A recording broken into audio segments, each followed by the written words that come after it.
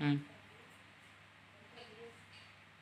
Hello बच्चों, मैं लाड साहू, व्याख्याता, शासकीय बालक उच्चतर माध्यमिक विद्यालय डोंडी, जिला बालोद, छत्तीसगढ़। आज आपको मैं कक्षा 12वीं व्यवसाय अध्ययन के अध्याय 2 प्रबंध के सिद्धांत पर चर्चा करूंगा। प्रबंध के सिद्धांत पर मैं कल आपको प्रबंध की अवधारणा से संबंधित बातचीत किया था। आज मैं आपको प्रबंध की प्रकृति एवं प्रबंध की प्रकृति में आवश्यक जो तत्व है उस पर आपको बताना चाहूँगा। सर्वप्रथम हम समझेंगे कि आखिर प्रबंध की प्रकृति क्या है। प्रकृति शब्द का अर्थ आपको मैं बताना चाहूँगी कि आखिर प्रकृति क्या है। प्रकृति वास्तव में देखा जाए तो किसी भी चीज के गुण या विशेषता को हम प्रकृति कहते हैं। अब हम इसको प्रबंध के क्षेत्र में देखना चाहेंगे। प्रबंध के सिद्धांत में इसके गुण या विशेषता को परखना चाहेंगे कि वास्तव में प्रबंध का जो प्रकृति है वो क्या है। प्रबंध की प्रकृति को हम देखना चाहेंगे तो ये लगता है कि प्रबंध जो है अवलोकन से, निरीक्षण से या पर्यवेक्षण के माध्यम से प्रबंधकों की योग्यताओं, उनके कार्यों के अनुभव के आधार से हम प्रबंधकीय कार्यों को आगे बढ़ाते हैं। प्रबंधकीय कार्य में महत्वपूर्ण बात यह आता है, उनकी विशेषताओं में देखने को आता है कि प्रबंधकीय जो विज्ञान है और विज्ञान के साथ साथ एक कला भी है। इस विज्ञान और कला को प्रबंध करने वाला व्यक्ति इन जो पद्धतियों को आगे बढ़ाने के लिए उनका महत्वपूर्ण योगदान होता है। प्रबंध शास्त्र में जब प्रबंधकीय कार्य होता है तो ये देखा जाता है उसके सिद्धांत क्या है। सिद्धांत का निर्माण या सिद्धांत ये कहें कि ये परिस्थिति जन्य या परिस्थिति के अनुसार ये सिद्धांत प्रबंध के सिद्धांत है परिस्थिति बस बदलते रहता है। जैसे अपन ये कहें कि प्रबंध की जो विकास है वो अवलोकन, परीक्षण, व्यक्तिगत अनुभव इत्यादि से होता है। इस प्रकार हम प्रबंध के क्षेत्र को, प्रबंधकीय विज्ञान को समझना चाहेंगे तो एक प्रकार का एक विधि है हमारे व्यावसायिक फर्मों को संचालित करने के लिए, सिस्टम को संचालित करने के लिए।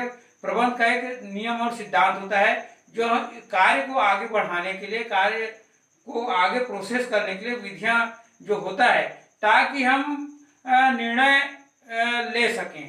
तो इसमें भी अपन देखेंगे कि प्रबंध की बहुत सारे तकनीक होते हैं, बहुत सारी विधियां होती है जो एक विधियां जो है कार्य करते करते इन विधियों का अभ्यास होता है और इनके द्वारा हम बहुत सारे निर्णयों को अपन ले सकते हैं। तो आगे मैं बताना चाहूंगी कि प्रबंध की प्रकृति में ऐसा कौन कौन सा तत्व है जो आगे अपन प्रबंध को समझने के लिए आवश्यक होगा और उनकी विशेषताओं को हम जानना चाहेंगे कि आखिर प्रबंध में कौन कौन सा ऐसा प्रमुख जो बात है जो आपको समझने में सहायक होता है। प्रबंध की प्रकृति में देखेंगे सबसे पहले बात सर्वप्रयुक्त होता है। प्रबंध सभी जगह लागू होता है, चाहे वो व्यावसायिक फर्म हो, चाहे गैर व्यावसायिक फर्म हो, चाहे सरकारी कार्यालय हो, सभी जगह प्रबंध के जो सिस्टम है वो लागू होता है। जैसे अपन एक उत्पादकता के हिसाब से भी हम प्रबंध को बहुत सारे भागों में बांट करके हम कार्य को लेते हैं। तो सभी जगह प्रबंध का जो सिद्धांत है वो सभी जगह लागू होता है। जैसे व्यवसायिक फर्म हो, चाहे गैर व्यवसायिक फर्म हो, चाहे सरकारी कार्य, सभी जगह उनके सिद्धांत को लागू करते हैं। इसलिए प्रबंध की प्रकृति में कहा गया कि सभी जगह प्रबंध का जो सिद्धांत है वो लागू होता है। इस दूसरा है सामान्य मार्गदर्शन करना। प्रबंध के सिद्धांत में यह देखा गया है कि इन सिद्धांतों को हम देखते हैं तो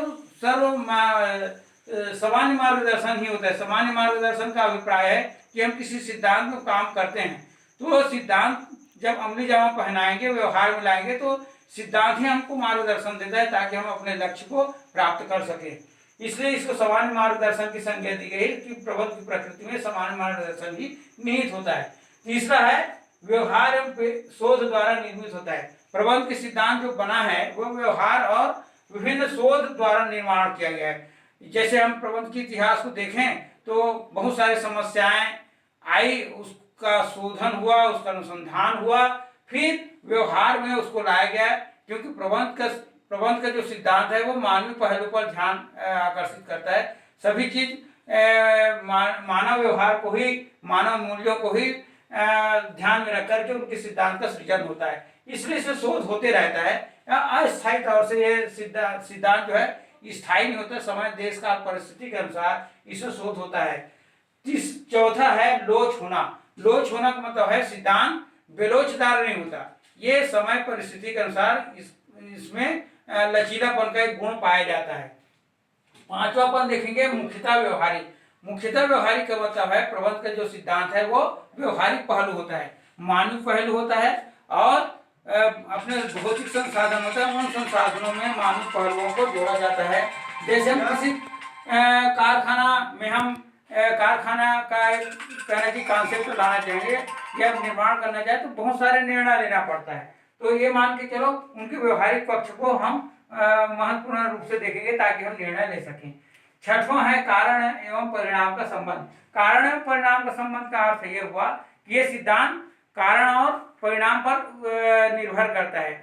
उसमें भी ये देखा जाता है कि कारण क्या है और उसका परिणाम क्या हो सकता है, और सिद्धांत में देखा गया कि एक ही कारण और परिणाम यदि आता है तो बहुत सारे जगहों में वो लागू हो सकता है। हालांकि कारण और परिणाम का संबंध सिद्धांत में लागू होना बहुत परिस्थितिजन्य होता है, कहीं लागू नहीं होता है, कहीं लागू भी हो सकता है। अतः कारण और परिणाम का संबंध जो है सिद्धांत में होना आवश्यक रहता है, लेकिन परिस्थितिवश ये भी बदल सकता है। उसी प्रकार है सातवां है अनिश्चित।